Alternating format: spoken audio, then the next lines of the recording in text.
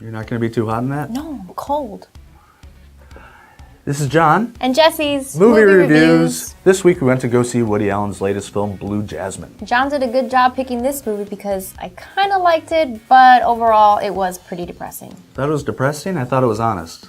I mean, I guess. I just don't want to go to the movies to see how fucked up people's marriages can be. I mean, I basically wanted to down a bottle of Stoli vodka once we got out of the theater.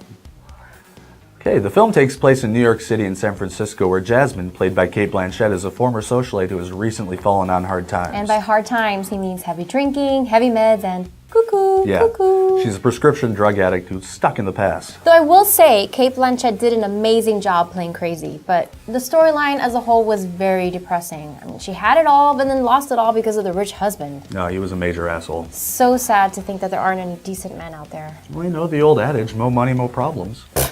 If that were true, we would have been millionaires by now, too.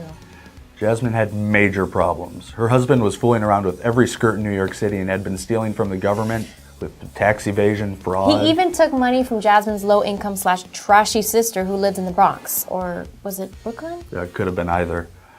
But a cheating spouse would have shaken pretty much anyone. Alec Baldwin looks so good in Suits. I mean, yeah, Alec Baldwin is a good-looking guy, deeply flawed too. But he probably worked his ass off to get that baller status that he had. I just wish that movies would portray the rich, good-looking guy as not an asshole. I mean, why can't a girl have it all? At first, I really liked him. He took her to fancy parties, fancy restaurants, fancy vacations. He did treat her all those things, but it was with stolen money. The guy was, like I said, deeply, deeply flawed. He's not the most likable of characters, but that's the reality of life.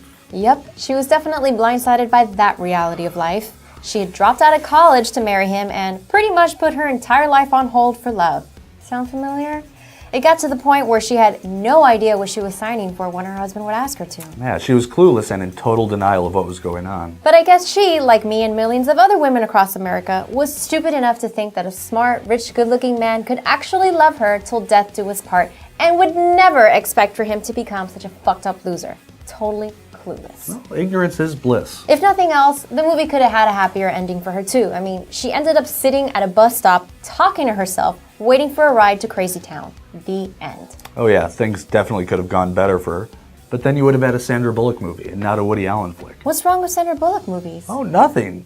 She's pretty and funny, but she doesn't do anything besides those happy-go-lucky movies. What's wrong with happy-go-lucky movies? I love them. They always make me cry. Oh, I know. You probably cry every time because you don't want the movie to end and you dread going back to your sad life.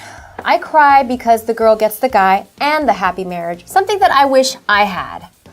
It was not a feel-good movie at all. I just wanted to see more happy in it, okay? Unrealistically happy. You're too into those fantasy chick flicks. No, I'm not. Oh, they may as well have dragons and unicorns in them for as real as they are. Oh my God, you are so ridiculous. Oh, don't worry. I won't amount to anything or become a rich, super powerful billionaire, so you have nothing to worry about. You happy now? Oh, yay. Great. Thanks for watching our review of Blue Jasmine. We both loved it. Stay tuned for next week when Jessi picks the movie, and hopefully by then she'll have moved out of that fantasy world populated with Sandra Bullock and Hugh Grant. So ridiculous.